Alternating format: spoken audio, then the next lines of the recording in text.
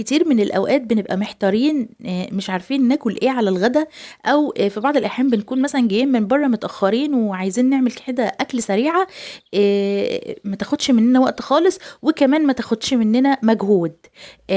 علشان كده هنعمل النهارده الحواوشي بطريقة سهلة ولذيذة جدًا، جدًا. تكلفة رغيف الحواوشي 5 قروش.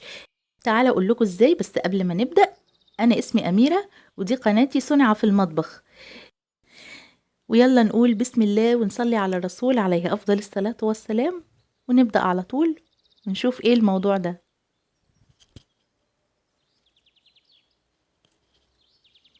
تعالوا نعمل الحشوة، وهقول لكم فيها سرين من أسرار الراجل اللي بيبيع الحواوشي ده. تعالوا نعرف. أول حاجة عندنا هنا بصل. كمية البصل قد ايه؟ هنا حوالي عندنا ربع كيلو من البصل. عندنا كمان فلفل أحمر رومي. ممكن تحطي فلفل أخضر كمان يبقى أحمر وأخضر، وممكن لو عايزة أصفر. عندنا بقى هنا قرن كده حراق كده من الفلفل الجميل ده، هنحط منه كده قرن كده يشطشط لنا الدنيا. لو ما عندك، لو مش حباها تكون سبايسي، استغني عن قرن الفلفل ده. هنفرم كله بقى في الكبة كده مع بعضه، وهنبتدي بقى ايه نفضي البصل والفلفل ده اللي احنا ايه فرمناهم في الكبة كده في بولة كده كبيرة، علشان نعرف بقى ايه نكمل شغل على ايدينا. تعالوا بقى اقول لكم على اول سر في الخلطة، وهي بهارات الحواوشي. اول حاجة عندنا الملح والفلفل الاسمر، دول بيبقوا ثابتين معانا. عندنا بقى جنزبيل، بابريكا، كبابة صيني، وكزبرة، وقرفة، وحبهان. طبعا معلقة صغيرة من كل حاجة. طيب لو انت عندك الحاجات دي كلها، خدي معلقة كبيرة من كل حاجة واخلطيهم مع بعض، عبيهم في برطمان على جنب كده. هيبقى عندك بهارات الحواوشي. وتسهلي على نفسك، اول لما تيجي تعملي حواوشي هتاخدي معلقة من الخليط ده، خليط التوابل اللي ليه ريحة جامدة جدا جدا ده، هيظبط لك الدنيا. تعالى اقولك بقى على السر التاني.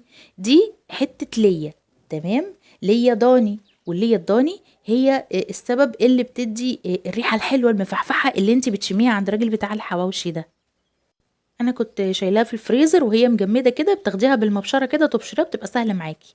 هنا بقى عندي حوالي 300 جرام من اللحمة المفرومة.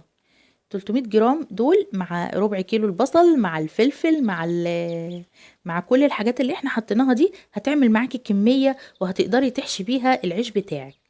هنقلب بقى كويس قوي قوي قوي كده. وبعدين طبعا انا معلش نسيت احط التوم، هنجيب 3 فصوص توم كبار كده، هنفرمهم مكان ما عملنا البصل في الكبة. المفروض كنت احطهم مع البصل والفلفل، بس يلا معلش حصل خير. وهنبتدي ننزل بيهم كده على الخليط الحلو اللي عندنا ده، وهنبتدي بقى ايه نقلب كويس قوي. خلاص عجننا كويس قوي، ودي اهم حاجة، لازم تعجني الموضوع كويس قوي. تعالوا بقى نشوف حكاية ال5 قروش. ده العيش العادي خالص اللي بنجيبه ببطاقة التموين، العيش ابو 5 قروش اللي بيبقى في الافران العادي، مش العيش اللي هو بجنيه ونص ده، لا، ده العيش ابو 5 قروش. شايفين انا عمالة اقلب لكم فيه اهو. هو عيش بيبقى طري جدا وحلو جدا وطعمه جميل. في ناس ما يعني تقول ايه ده، هو هينفع؟ هينفع وهيديكي نتيجة حلوة جدا جدا. العيش ده بيبقى داخله نسبة ردة كده، فبيدي طعم حلو قوي في الاكل. هنبتدي بقى نمسك كل رغيف كده، هنجيب طبعا عدد الأرغفة اللي احنا عايزينه. الكمية دي عملت معايا 6 رغفة، تمام. عشان كده انا قلت تكلفة الرغيف 5 قروش. شايفين بيتفتح بكل سهولة. طبعا لو لقيتي يعني جبتي العيش ولقيتي رغيف لازق، سيبي اللازق وخدي العيش اللي هو بيتفتح، تمام. انا هنا عملت ايه، حشى معايا كمية 6 رغفة، تمام. يعني حوالي 300 جرام لحمة مع الحشوة الحلوة دي هيحشوا معاكي 6 رغفة. معنى كده ان انا لو عايزة اضاعف الكمية هضاعف المقادير. يعني لو عايزة 12 رغيف هيبقى حوالي نص كيلو لحمة. طيب لو عايزة 24 رغيف، يعني كيلو لحمة مفرومة هيعمل معاكي 24 رغيف بحوالي جنيه وربع. يعني هتبقي كلفتي العيش جنيه وربع، وعندك بقى تكلفة اللحمة والبصل. اكيد اكيد هتبقى ارخص من اي عيش تاني انت هتجيبيه. طبعا هنبتدي بقى نحشيه بالطريقة العادية خالص. هنبتدي نكور اللحمة كده.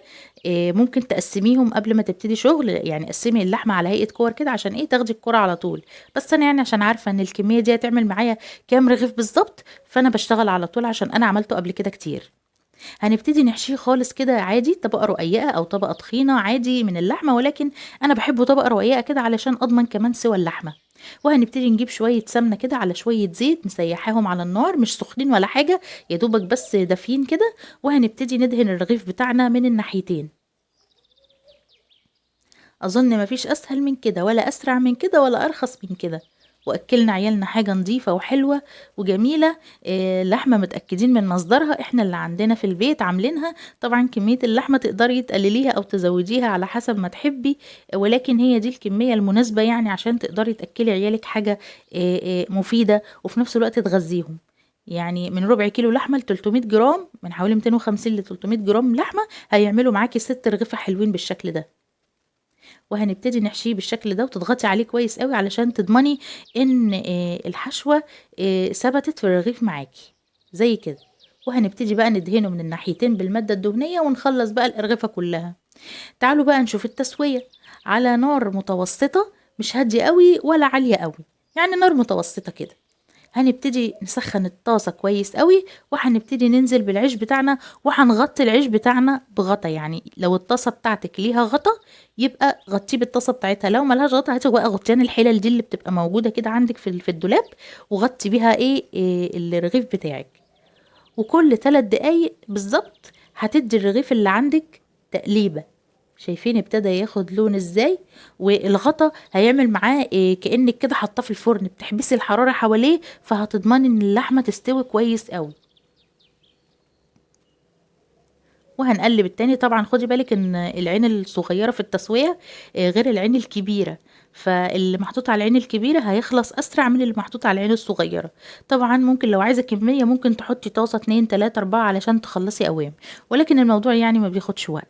يعني كل رغيف حوالي بياخد له حوالي من 10 ل 12 دقيقة على النار، على حسب عين البوتاجاز اللي انت حاطاه عليها. تمام. فخدي بالك من الحته دي. شايفين ده لسه ملونش اهو، لسه ما قامش ولا قال حاجه، عشان ايه؟ انا حطاه على العين الصغيره اهو، ابتدى يلون اهو، ابتدى اهو. طبعا كل 3 دقايق زي ما اتفقنا هنديله تقليبه كده. شايفين؟ هو ده اللي هيسوي الرغيف معاكي. هتلاقي كده البخار ابتدى يخرج معاكي من والسوائل اللي جوه البصل واللحمه هتسويلك اللحمه والعيش كمان هيستوي، يبقى حلو قوي كده وجميل. ممكن تعمليه من غير ما تغطيه هيستوي برضو عادي، ولكن العيش هيبقى مقرمش. انا عايزه هنا العيش يبقى طري، يبقى جميل زي اللي بنجيبه من بره ده. علشان كده انا غطيته، اولا عشان اضمن سوى اللحمه، ثانيا علشان يديني رغيف حواوشي طري كده وجميل، ما يبقاش مقرمش من الاطراف. خلاص كده الرغيف طلع معايا. هنبتدي بقى نحط الرغيف التاني والتالت وهكذا. شايفين ده كمان؟ شايفين البخار طالع ازاي؟ دليل على ان فعلا اللحمه بتستوي وكل حاجه عندك بتستوي، ما تقلقيش خالص. هتلاقي نفسك خلصتي رغيف في رغيف كده ويخلص معاكي اوام اوام. طعمه في منتهى الجمال جنب شويه مخلل كده حلو قوي. شايفين ده؟ انا بص، ده انا اخصائيه تقليب، يعني حطوني على اي حاجه انا اقعد اقلب فيها كده. يا بنتي استني شويه اهو. شايفين؟ خلاص بقى كده وصلنا لاخر مرحله. هنا كانوا عدوا حوالي 12 دقيقه بالظبط. شايفين الجمال والحلاوه؟ بسم الله ما شاء الله، يعني اللهم بارك. حاجه جميله جدا جدا ونظيفه جدا جدا ورخيصه جدا جدا.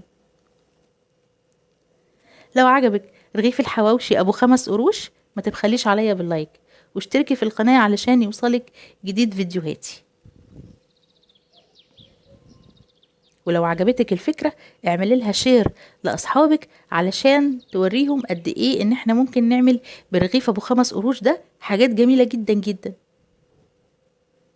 شكرا للمشاهدة.